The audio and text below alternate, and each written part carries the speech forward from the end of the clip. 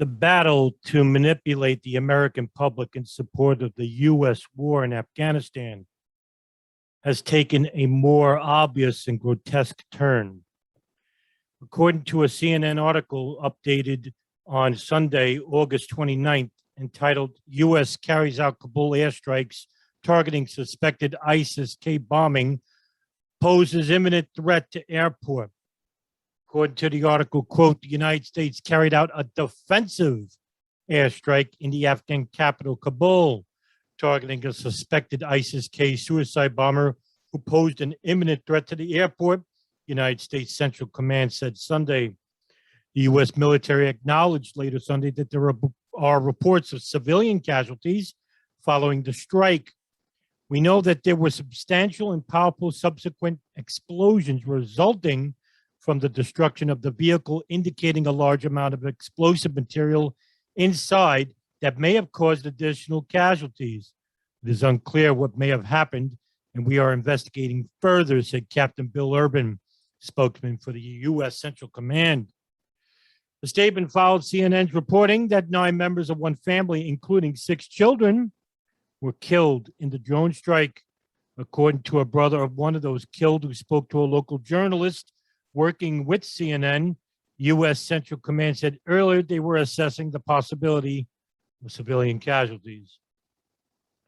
U.S. forces have been racing to complete their evacuation operation before Tuesday's deadline and are under the threat of a new terror attack on Hamid Karzai International Airport in Kabul. Suicide bombing outside the airport gates on last Thursday killed 13 U.S. service members and at least 170 others. Sunday's drone strike on a vehicle is the second by U.S. forces targeting the ISIS-K terror group in the span of 3 days. A U.S. official confirmed the location of the strike as being in Kabul's Khaje-Burgha neighborhood. The Taliban, which is now in control of Afghanistan, condemned the strike later Sunday, saying the U.S. had violated the country's sovereignty. Bilal Kanemi, the Taliban spokesman, told CNN that it was not right to conduct operations under the soil, that the U.S. should have informed the Taliban. Whenever the U.S. conducts such operations, we condemn them. It remains unclear if the vehicle was intended to be a car bomb or if the suicide bomber was using it for transport. Pentagon official told CNN that according to initial reports, the target was a vehicle believed to be containing multiple suicide bombers. The threat could have been a car bomb or someone with a suicide vest, he said, citing initial reports. That is according to CNN. And who knows where those reports were coming from, whether they are third-hand information. If they are, why are they using deadly force? Dave DeCamp noticed the headline posed by CNN. He wrote an article on which is posted to antiwar.com entitled U.S. drone strike in Kabul kills 9 family members, including 6 children. Quote, U.S. drone strike in Kabul on Sunday killed 9 members of one family, including 6 children. The brother of one of the victims told a journalist in the city working with CNN. The U.S. claimed the strike destroyed a vehicle carrying multiple suicide bombers from Afghanistan's ISIS affiliate, but witness said it hit 2 cars parked at a residential building. We are not ISIS or Daesh, and this was a family home where my brothers lived with their families, the brother said. The brother said the youngest of the dead was a 2-year-old girl. The journalist said family members told him that one of the cars that were hit contained a father and 3 of his children. Earlier in that day, Captain Bill Urban from the U.S. Central Command stated that we are confident we successfully hit the target, he said. The U.S. drone strike comes a few days after Thursday's suicide attack. President Biden has vowed that airstrikes against ISIS-K would continue, so the U.S. will likely continue to bomb Afghanistan as it wraps up the evacuation and withdrawal. The Pentagon said Saturday that it had begun withdrawing troops, which needs to be completed by the approaching August 31st deadline. End quote. I think Dave DeCamp's title is much more fitting since CNN is allegedly coming from the liberal standpoint or the progressive standpoint, but as you could see, they are not. And when it comes to foreign policy or the Pentagon issues, or when it comes to foreign lobbyists of Saudi Arabia and Israel, there is no left and right of government. And those sentiments are reflected and echoed by the legacy media, who are simply bullhorns for the Pentagon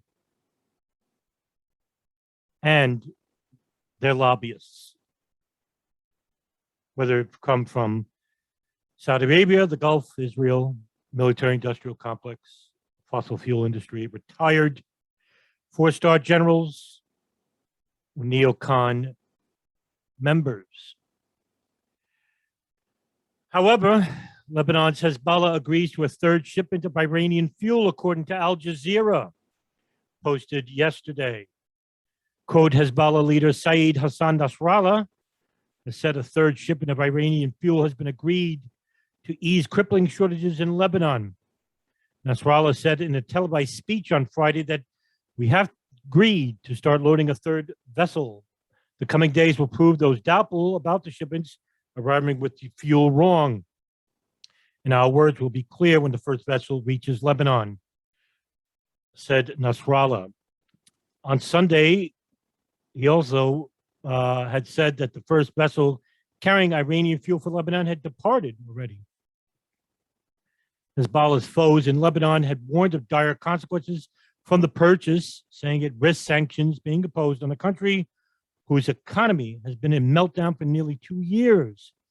Prime Minister-designate Najib Mikati said early on Friday in an interview with Saudi-owned Al Hadath television, he was against anything that would harm Lebanon's interest, but also asked critics of the Iranian fuel deals to provide help so that the country would not have to resort to them.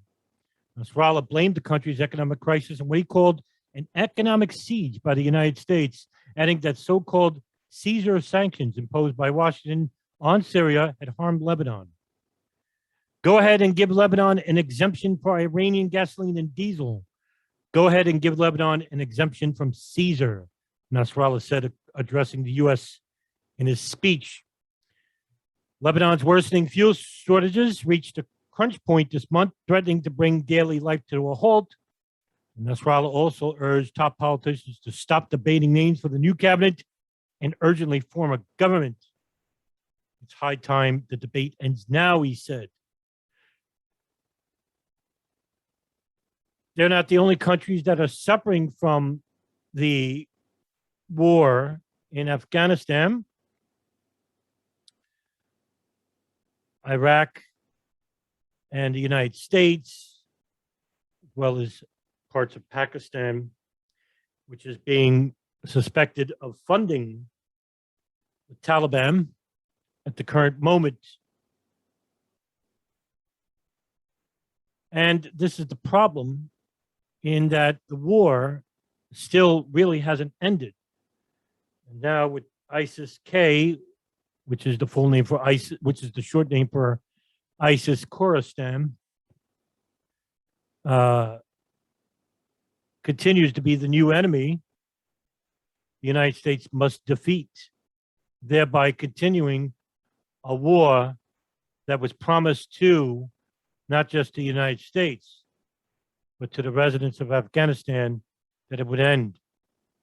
And even though the deadline approaches, and we're just 1 day away, as it's now August 30th in Afghanistan, we will see if the Biden administration holds up his end of the bargain.